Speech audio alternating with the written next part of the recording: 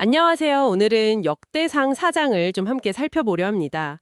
언뜻 보면 그냥 이름만 길게 나열된 것 같지만요. 자세히 들여다보면 당신의 시선을 사로잡을 만한 그런 이야기들이 숨어 있습니다. 네, 맞습니다. 이게 단순한 이름 목록이 아니거든요. 그 안에는 뭐 개인의 아주 특별한 기도부터 시작해서 한 지파 전체의 역사적인 여정까지 담겨 있죠.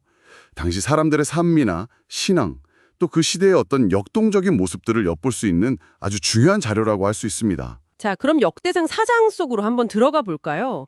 먼저 사장은 유다 자손들의 이름으로 시작하는데요. 여러 이름들이 쭉 이어지다가 9절과 10절에 야베스라는 인물이 딱 등장합니다.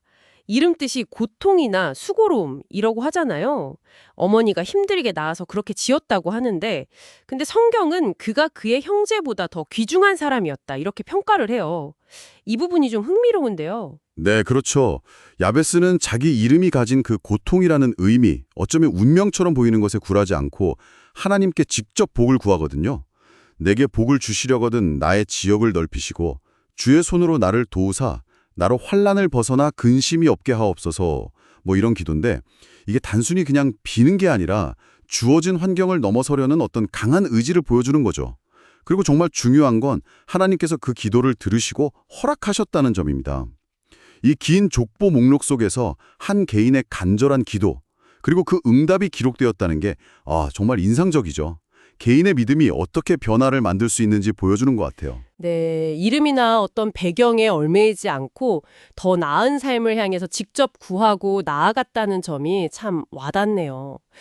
근데 또 한편으로는 14절에 보면 기능공 골짜기 뭐 이런 언급도 나오고 23절에는 왕과 함께 살면서 왕의 일을 했던 토기장의 이야기도 잠깐 나오잖아요. 이건 야베스의 개인적인 이야기와는 또 다른 결을 보여주는 것 같은데 어떻게 보세요? 그 부분을 또 연결해 보면 재미있습니다. 야베스가 어떻게 보면 개인적인 차원의 신앙과 어떤 돌파를 보여준다면 이 기술자나 토기정에 대한 짧은 언급은 그 당시 사회 구조의 한 단면을 슬쩍 보여주는 거죠. 그러니까 왕정을 중심으로 한 사회에서 이런 전문적인 기술을 가진 사람들이 어떤 역할을 했는지, 어떤 위치에 있었는지 좀 짐작하게 해주는 대목이에요. 당신은 이 짧은 기록들을 보면서 당시 사람들의 삶을 어떻게 그려보시나요? 뭔가 단순히 혈통만 중요한 게 아니라 각자의 역할과 기술이 사회 안에서 중요하게 여겨졌다는 걸 보여주는 것 같기도 하고요. 자, 그럼 이어서 24절부터는 시므온 자손들의 이야기가 나오는데요. 여기서는 처음 기록이 좀 유다 자손들에 비해서는 번성하지 못했다 이렇게 시작하네요. 27절. 네, 맞아요. 초기 상황은 좀 그랬던 것 같습니다. 그런데 이제 주목할 부분은 그 다음 기록들이죠. 34절부터 43절까지요. 시므온 자손들이 인구가 늘어나면서 자신들의 양떼를 위한 더 넓은 목초지를 찾아야 했던 것 같아요. 그래서 긋돌 지역까지 이동을 합니다. 근데 그 땅이 원래는 함의 자손들, 그러니까 가나안 땅의 원주민들이 살던 곳이었죠. 기름지고 평안한 땅이었다고 묘사되어 있고요. 여기서 이야기가 좀 더 복잡해지는군요. 유다 왕 히스기야 시대에 이 시므온 자손들이 그돌 지역 주민들을 공격하고 그 땅을 차지했다는 기록이 나오네요. 또 다른 시므온 자손들 한 500명 정도는 세일산으로 가서 아말렉 족속에 남은 사람들을 치고 거기 정착했다고 하고요. 이게 생존과 번영을 위한 과정이 항상 평화롭지만은 않았다는 걸 보여주는 거네요. 이 영토 확장의 기록은 어떻게 받아들여야 할까요? 그렇죠. 이 부분은 고대 사회의 어떤 현실을 미화하지 않고 보여주는 아주 중요한 역사적인 단서라고 생각합니다.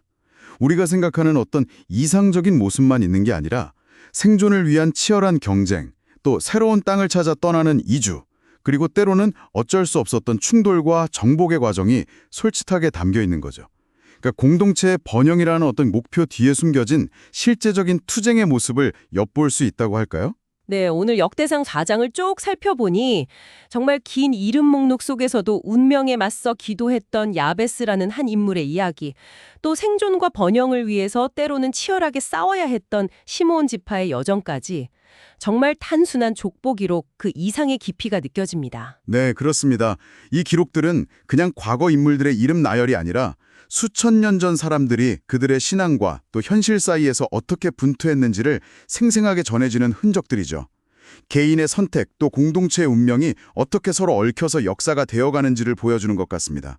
야베스의 이야기는 당신에게 어떤 개인적인 차원의 믿음을 생각하게 할 수 있고, 시므온의 이야기는 또 공동체의 현실적인 고민을 돌아보게 할 수도 있겠죠. 선택과 그 흔적들이 또 어떤 의미로 해석될지 잠시 그런 생각을 해보는 시간을 가져보는 건 어떨까 싶네요.